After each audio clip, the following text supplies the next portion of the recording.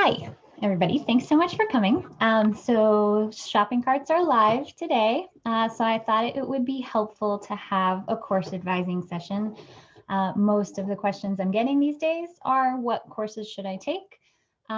So here's what you should take. I will share a couple of slides and then we can move on to your questions. As I mentioned, I am recording this, so if you prefer to drop your question in the chat, totally fine. We can handle it that way.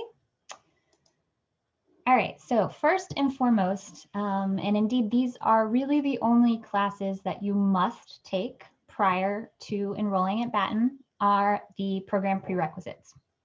That said, prereqs can be taken all the way up until enrollment. So if you are applying for next year, you have through the summer to take these courses. They are for the major and the minor micro and social psych, or the Batten specific section of social psych, which is Foundations of Behavioral Science. For the accelerated MPP, it's microeconomics and a calculus-based math course. We really like to see that math course at UVA. So that helps you demonstrate your proficiency and show us your readiness for graduate level quantitative work. So if you intend to bring in that prereq using AP credit, transfer credit, consider taking an additional stats course.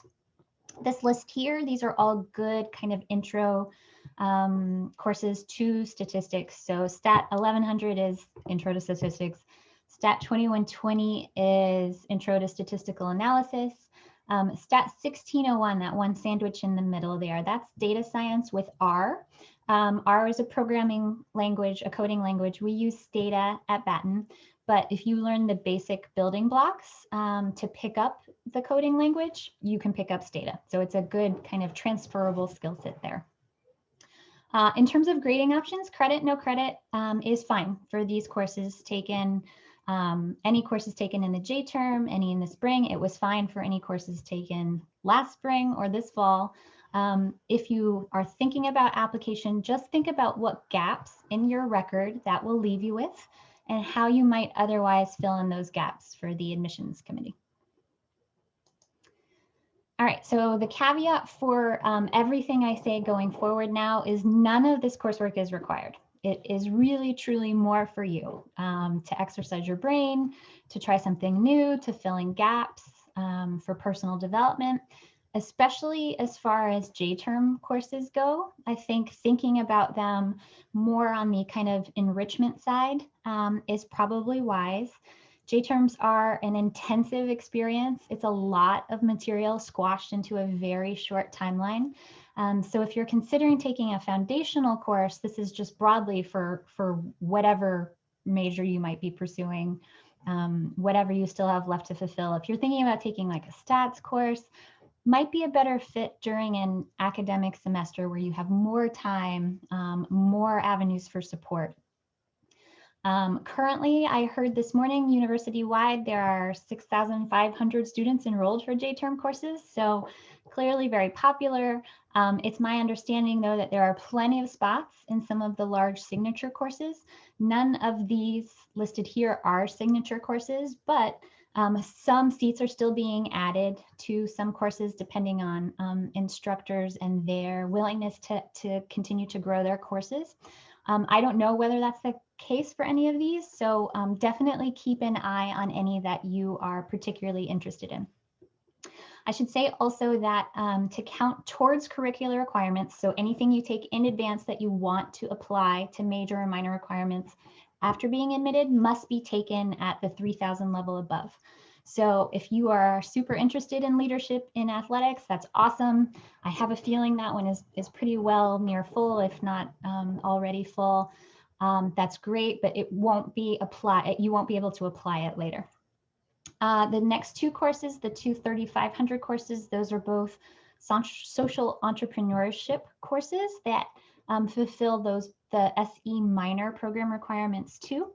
And then this last course, LPPS 3559, that's more kind of a business management, consulting, leadership, and strategic decision-making course that's new this year.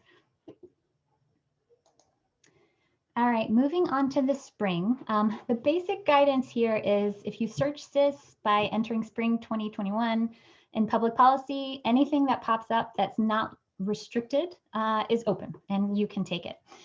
This first course here, LPPL 2100, that's taught by Professor Tim Davis. He's wonderful. He's an expert on resilience and group dynamics and leadership development. While it doesn't fulfill any curricular requirements, it's a really great way to help with the transition to college. Could be particularly useful in this very weird time.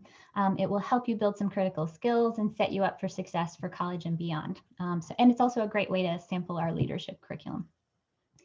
LPPL 3100, I mentioned this course fulfills BA and minor requirements. It's always a class that fills and fills quickly. So this is actually our first time offering it in the spring semester.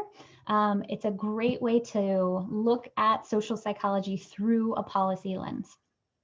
And then the final course here, Public Policy Challenges, it's a really good overview of the whole policy realm. It will be team taught this semester by Professor Warburg and Professor Volden.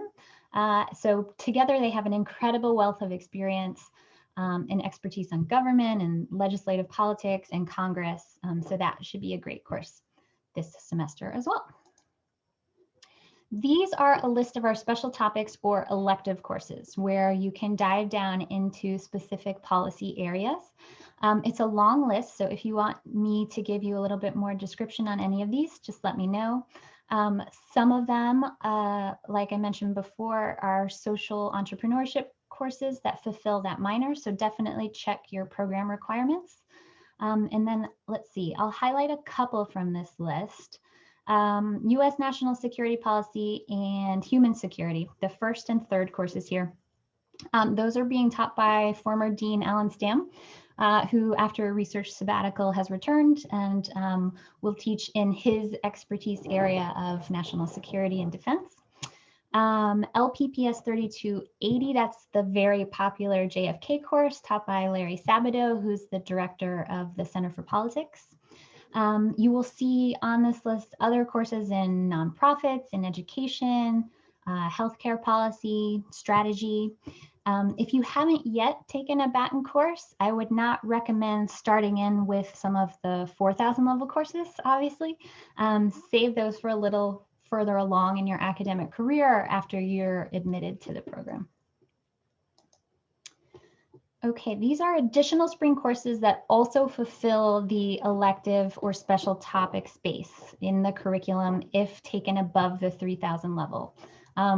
I should have mentioned that taking coursework in advance frees you up for things like studying abroad, fingers crossed sometime we'll be able to leave the United States again, double majoring, picking up a minor, minors, that sort of thing.